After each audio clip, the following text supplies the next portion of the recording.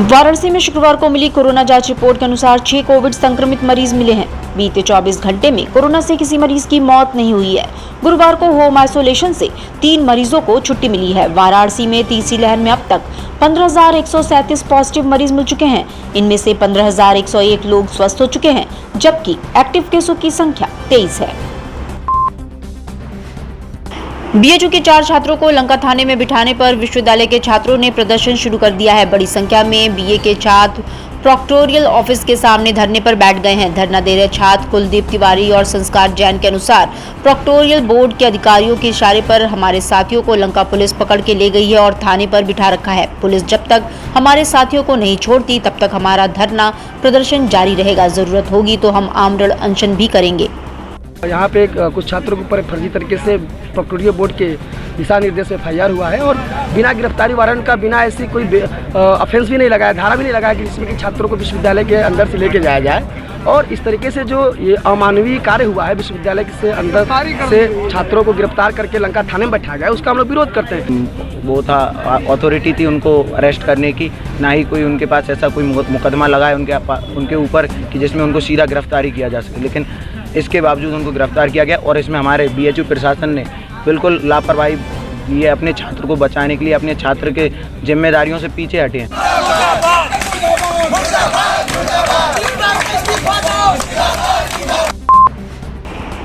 बनारस बार व central bar association के प्रतिनिधिमंडल शुक्रवार को सर्किट हाउस में मुख्यमंत्री योगी आदित्यनाथ से मिले। इस दौरान पत्रक सौंपकर समस्याओं से अवगत कराया। साथ ही वकीलों के बैठने के लिए कचहरी परिसर में चैम्बर बनवाने की मांग की।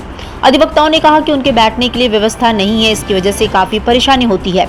कलेक्टर परिसर में वकीलों के लिए चैम्बर बनाया जाए। वहीं कल्याण निधि को बढ़ाकर 1.5 लाख से 5 लाख तक तय करने की भी मांग की है। मुख्यमंत्री ने वकीलों की मांगों पर विचार करने का भरोसा दिलाया है।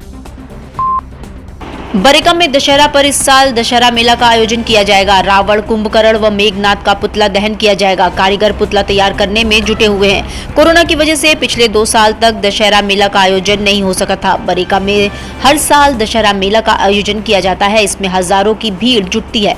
कारीगर रावण का 70 फीट, कुंभकर्ण 65 व मेघनाथ का 60 फीट पुतला तैयार कर रहे हैं। दरअसल दशहरा का पर्व नजदीक आ रहा है, इसलिए कारीगर दिन रात एक कर पुतला तैयार करने में जुटे हुए हैं। मणिकर्णिका घाट पर स्थित रत्नेश्वर महादेव मंदिर अपने स्थापत्य की वजह से देश दुनिया में मशहूर होने के बावजूद उपेक्षा का शिकार है। मंदिर के शिखर पर 7 साल पहले आकाशीय बिजली गिरी थी। इसमें एक हिस्सा क्षतिग्रस्त हो गया था। स्वागत काशी फाउंडेशन के संयोजक अभिषेक शर्मा ने बताया कि 2016 में मंदिर के शिखर पर आकाशीय बिजली गिरी थी। इसमें मंदिर के शिखर का एक हिस्सा टूट गया था। मरम्मत तो दूर, शिखर का टूटा हुआ हिस्सा भी गायब हो गया।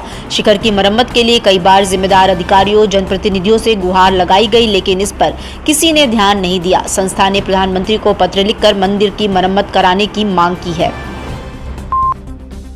पितृपक्ष 11 सितंबर से शुरू होने वाला है और इसकी तैयारियां अभी से शुरू हो चुकी है। काशी के तीर्थ पितृकुंड में हर साल हजारों लोग पिंडदान के लिए आते हैं। भीड़ को देखते हुए स्थानीय स्तर के अलावा पुलिस और प्रशासन की ओर से इंतजाम किए जा रहे हैं। हालांकि इस बार पितृपक्ष पूर्णमासी से शुरू हो रहा है, इसलिए इसका महत्व ज्यादा है। पितृकुंडा के पंडा मुन्ना महाराज का कहना है कि इस बार हर साल से कहीं ज्यादा लोग पिंडदान के लिए आएंगे। इनके यहाँ पहुँचने का सिलसिला शुरू हो गया है। पितृपक्ष में जल्दी पूर्णमासी तिथि नहीं मिलती। इस बार पूर्णमासी से ही पिंडदान शुरू हो चुका है। हर साल से इस बार भीड़ ज्यादा होगी। पिंडदान के लिए आने वाले यजमान और पंडित को यहाँ के पंडा बाल्टी, लोटा, चटाई देते हैं। त्रिपिंडी श्राद्ध करके ही वो यहाँ से जाते हैं। जिसको पूर्णमासी के जिस परिवार में मृत्यु तिथि पर श्राद्ध करना चाहता है तो पूर्णमासी से ही श्राद्ध शुरू हो चुका है। पितरपक्ष तो 11 से लग रहा है, 25 को।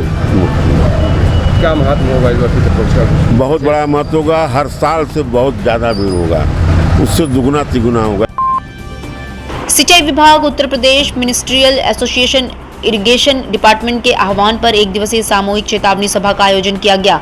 मुख्य अभियंता सोन परिसर के बाहर आयोजित की सभा में सिंचाई विभाग के लगभग 14 कर्मचारी संगठनों के प्रतिनिधि शामिल रहे। सभा में सभी कर्मचारियों ने एक स्वर से बीते दिनों सिंचाई निर्माण खंड वाराणसी के अधिशासी अभियंता के द्वारा कर्मचारी संगठन के प्रतिनिधि मंडल के साथ अभद्र व्यवहार किए जाने व हाथापाई करने की निंदा करते हुए खेद प्रकट किया गया। सभा में मौजूद कर्मचारियों ने मुख्यमंत्री के नाम 3 सूत्रीय मांगों का ज्ञापन भेजा है। कर्मचारियों की मांग है कि घटना की जांच जिला प्रशासन से कराते हुए दोषी अभियंता के विरुद्ध कार्रवाई की जाए, नामजद एफआईआर वापस ली जाए और कर्मचारियों के निलंबन वापस लिए जाएं।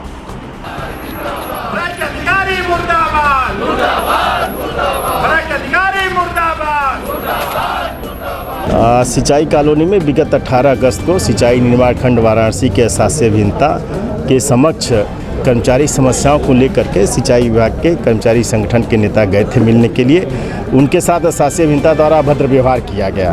अभद्र व्यवहार करने के बाद कूटरचित ढंग से उन पर SC/ST एक्ट लगाया गया। उसके बाद उन कर्मचारी नेताओं के खिलाफ विभागीय एक पत्र पर सभी लोगों को निलंबित कर दिया गया। नगर आयुक्त प्रणय सिंह के निर्देश पर लगातार दूसरे दिन शुक्रवार को भी नगर निगम के अधिकारियों की नगर के 7 बड़े प्रतिष्ठानों पर जांच की कार्रवाई जारी रही। अपर नगर आयुक्त राजीव कुमार राय के नेतृत्व में मुख्य कर निर्धारण अधिकारी PK मिश्र के साथ नगर के बड़े प्रतिष्ठानों की जांच की गई। नगर निगम टीम ने सबसे पहले वरुणापार जोन स्थित सितारा होटल रेडिसन की जाँच की। जांच में पाया कि रेडिसन होटल द्वारा वर्तमान में 7.85 लाख रुपए गृह कर दिया जा रहा है। जांच के बाद रेडिसन होटल का गृह कर 13.62 लाख रुपए निर्धारित किया गया। इस प्रकार होटल रेडिसन द्वारा 5.77 लाख रुपए कम गृह कर दिया जा रहा था। रामनगर की विश्व प्रसिद्ध श्री रामलीला की शुरुआत आज से हो गई। राम भक्तों के महासंगम से वातावरण में हर हर महादेव की चारों ओर गूंज सुनाई दी। कोरोना काल के 2 साल बाद शुक्रवार से शुरू हुई रामनगर की विश्व प्रसिद्ध रामलीला के साथ ही लीला प्रेमी और स्थानीय दुकानदारों में खुशी की लहर देखने को मिली। पहली लीला शुक्रवार सायं 5 बजे रामबाग फाटक के दक्षिण में रावण जन्म से आरंभ हुई। पोखरे के पास दिग्विजय, क्षीरसागर की झांकी, देवस्तुति, आकाशवाणी की लीला हुई। इस दौरान बाल कांड के प्रसंगों को मंचित किया गया। भगवान तुलसीदास जी जब आए ना, तो तुलसीदास जी हम लोगों के बताने समझाने के लिए भगवान का चरित्र से ही शुरू किए कि भगवान के चरित्र से लोग अंदाज ले गए कि ये सतयुग, द्वापर, त्रेता, कलयुग मैंने कैसे कैसे समय है। तो भगवान के ही अवतार करके और तुलसीदास जी ने देखिए रामानंद कहाँ से खोज के इतना बड़ा रामायण बनाए। लीला का शाब्दिक अर्थ बस यही है कि आप किसी चीज़ को नहीं समझा पा रहे, उसको मंचन द्वारा समझाया जा रहा है। उत्तर प्रदेश के मुख्यमंत्री योगी आदित्यनाथ ने कहा कि भारत दुनिया की अर्थव्यवस्था को मोर्चे पर आज 5वें स्थान पर पहुंचा चुका है। प्रधानमंत्री के नेतृत्व में हम उस देश ब्रिटेन को पछाड़ने में सफल हुए जो देश 75 साल पहले हमारे ऊपर शासन करता था। दुनिया में फैली कोरोना जैसी महामारी हो या आर्थिक सामाजिक से लगाया तमाम मोर्चों पर हम प्रधानमंत्री के नेतृत्व व मार्गदर्शन में विजय पाने में सक्षम हुए हैं। उन्होंने प्रधानमंत्री के 20 वर्ष के प्रशासनिक अनुभवों को विस्तार से सबके सामने रखा।